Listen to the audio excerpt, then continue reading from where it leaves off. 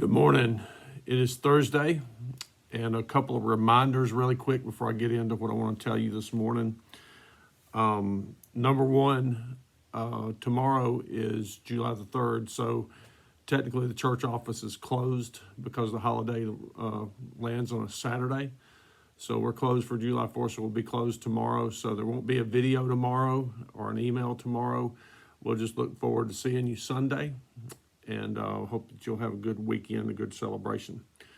That leads to Sunday. Sunday, we have our patriotic service where we'll salute God and country, and it's going to be a neat service. So I hope you can be here. You always have three options right now. You can come and join us live and be in the sanctuary.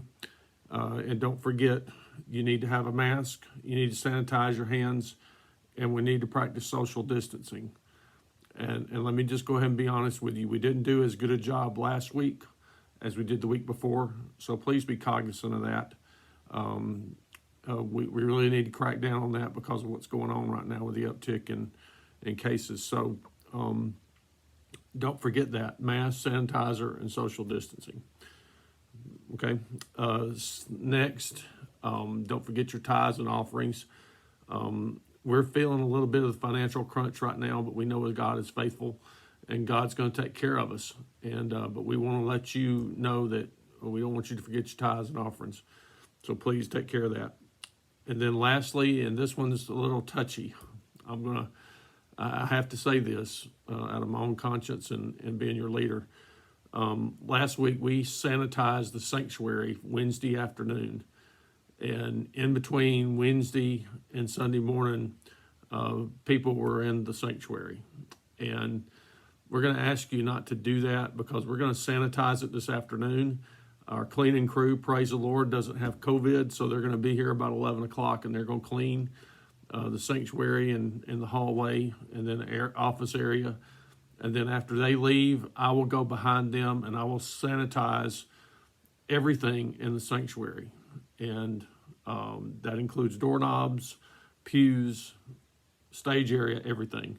And so we want to keep it as clean as possible for Sunday morning. But if people are coming in and out of the sanctuary in between now, say this afternoon and Sunday, you're going to compromise the sanitation of it. So please do not come up to the sanctuary just to come get something or do that, because I realize everybody has a key to the church. But please don't do that. Please respect that just for the safety and the care of other people. So I ask you to do that, and I'll try to remind you of it again before Sunday. Okay, I had something else totally planned. Now, I want you to notice the key word is that I had that planned.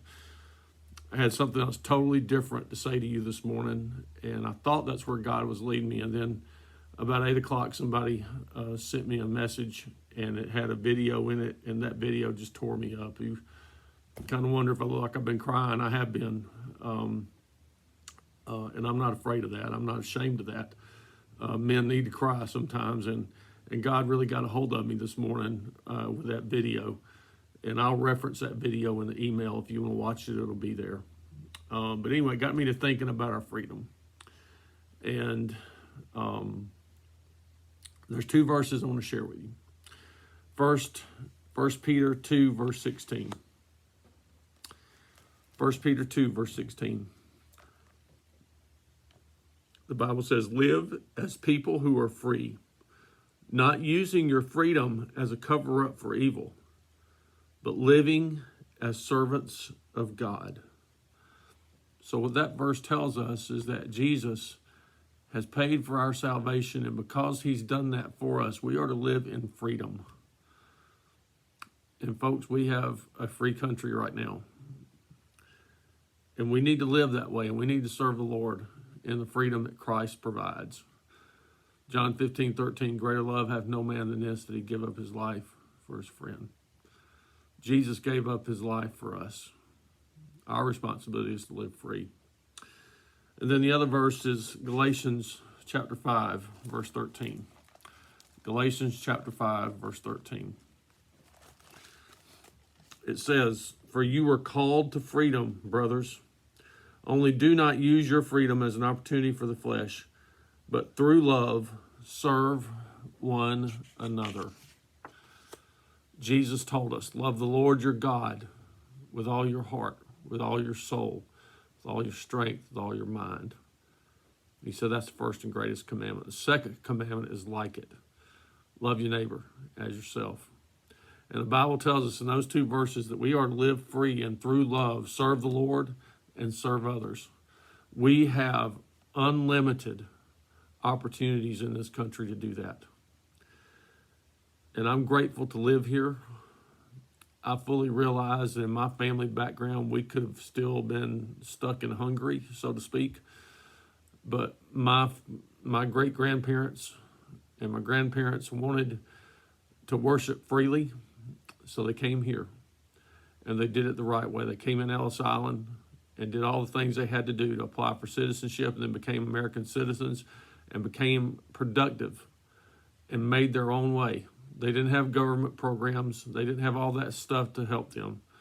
They came and made their own way. And somewhere in there in the early 1900s, my grandparents moved to Albany, Louisiana, which is right outside of Hammond, and came to a place called the Hungarian settlement there. And they settled and started working the land, working the timber, doing farms, and worked by the sweat of their brow to make a living. And my dad told me one time, he said, that's why I left and joined the Air Force when I was 18, because I didn't want to do that anymore. He'd been doing that for 18 years. And I'm so glad for that, because I'm grateful that I have a place that I can live freely and serve the Lord, and through love serve others. Somebody went before me and provided that for me.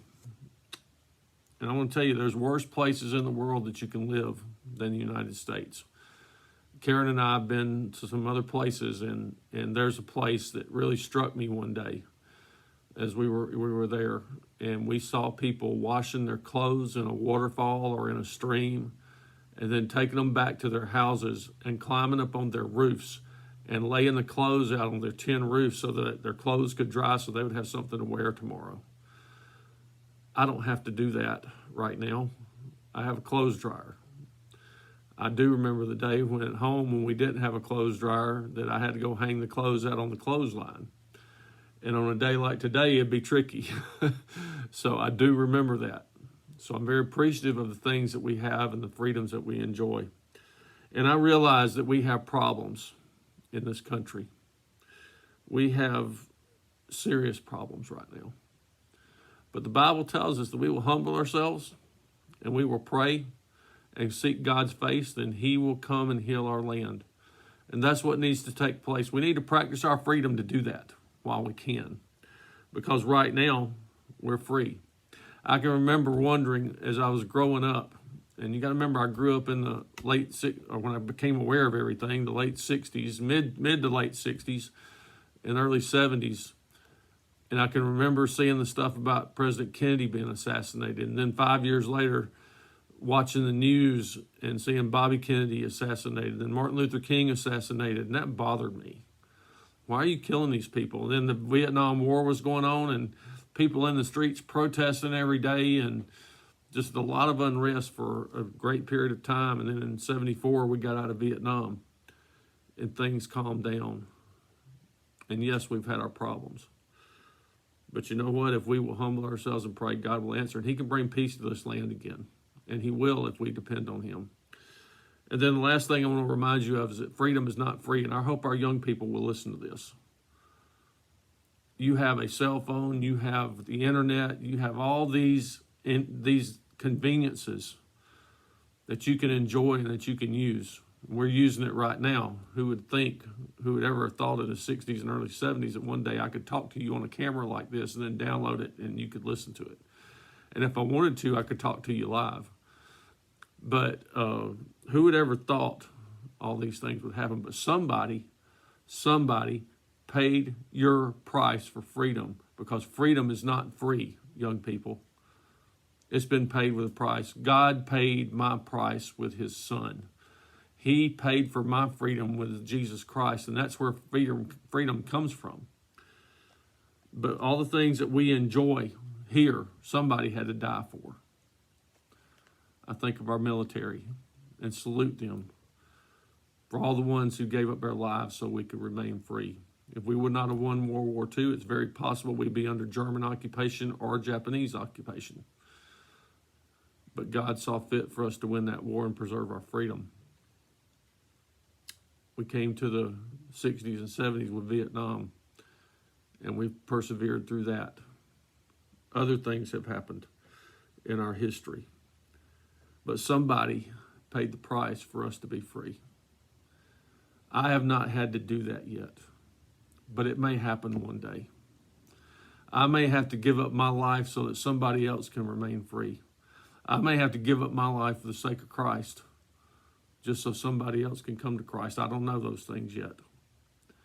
But I want to remind you, freedom is not free. So I hope you have a good weekend this weekend. Enjoy your freedom and celebrate. Be careful, though. Stay safe. Don't forget to wear a mask outside when you go in places.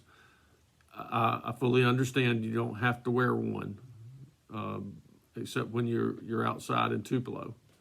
But I can tell you it's worthy to wear one because it'll protect you and protect me and those around you. So please observe that. And let's try to do all we can to stop the spread of the COVID that's going on right now. So God bless y'all. God bless America. Thank you for listening this morning. I hope you have a great day. And we'll see you Sunday, ready to celebrate God, ready to worship God and celebrate our freedom in Jesus Christ. So y'all have a good day. God bless you.